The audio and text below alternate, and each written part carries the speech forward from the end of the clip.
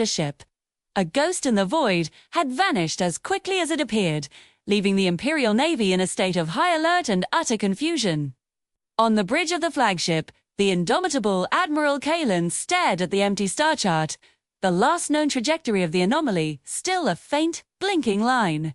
A scar on his perfect record, a symbol of a threat he couldn't comprehend. He had scrambled every long-range patrol in the sector, their engines burning hot as they chased the Phantom. Reports trickled in, each one more baffling than the last.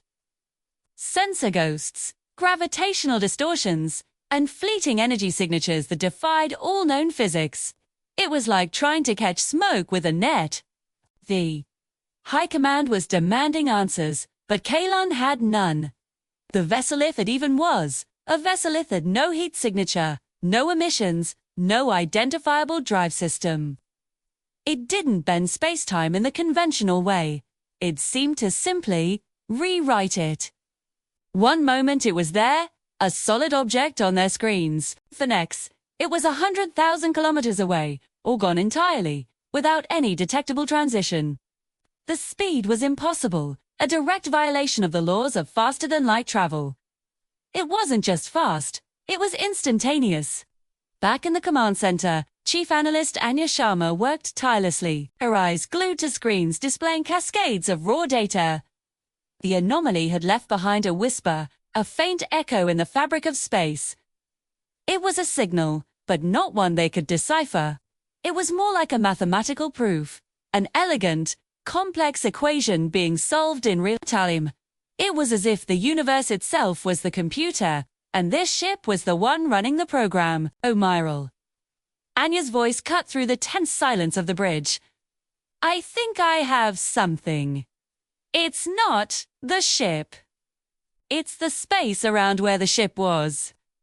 She brought up a new visualization on the main screen. It showed a web of shimmering, ethereal lines, a lattice of energy that wasn't there before. The anomaly left this behind. It's a residual field. There, the energy levels are off the charts, but they're stable, almost structured.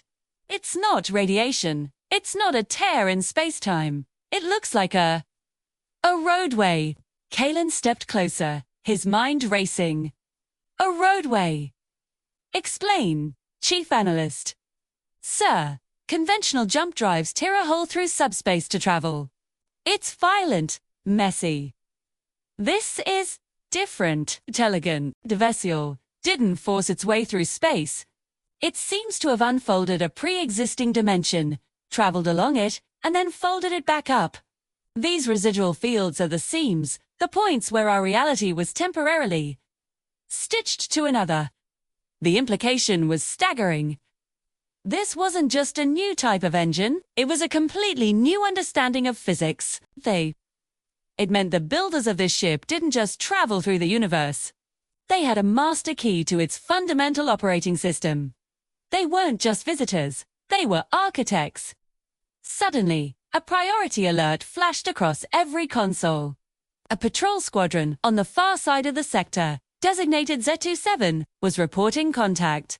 Admiral, it's Commander Valerius, the comms officer announced, his voice tight with tension. He's broadcasting on all channels. Patching it through, now. Valerius's face appeared on the main screen, his expression a mix of awe and terror. Behind him, the viewport of his ship showed not the blackness of space, but an impossible, swirling vortex of color and light. Command! Do you see this? It's beautiful. The anomaly, it didn't run. It opened something, a gateway. Before Kalen could respond, another alarm blared. This time, it wasn't just one ship. Dozens of new contacts were appearing on the long-range sensors, all emerging from the location of Z07. But they weren't like the first one. These had clear energy signatures, weapon profiles, and standard drive systems. They were ships of all classes and designs, many of which hadn't been seen in centuries. Ghost ships from old wars, vessels from long-dead civilizations, pirate fleets thought to be destroyed. They were pouring through the gateway. Anya's face went pale. Admiral. The residual fields. They're not just seams, they're resonating. The anomalies passage. It created a beacon, a stable wormhole. But it's not just a point-to-point connection.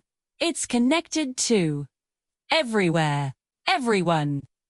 On the bridge of the Indomitable, the crew watched in stunned silence as the star chart lit up like a festival of lights. The empty void was suddenly crowded. Shit. The Empire was no longer on the edge of its own territory. It was now at the crossroads of 1,000 others, a chaotic, unpredictable intersection of timelines and dimensions. The unknown vessel hadn't just been a scout. It had been a key, and it had just unlocked a door that the Empire never knew existed.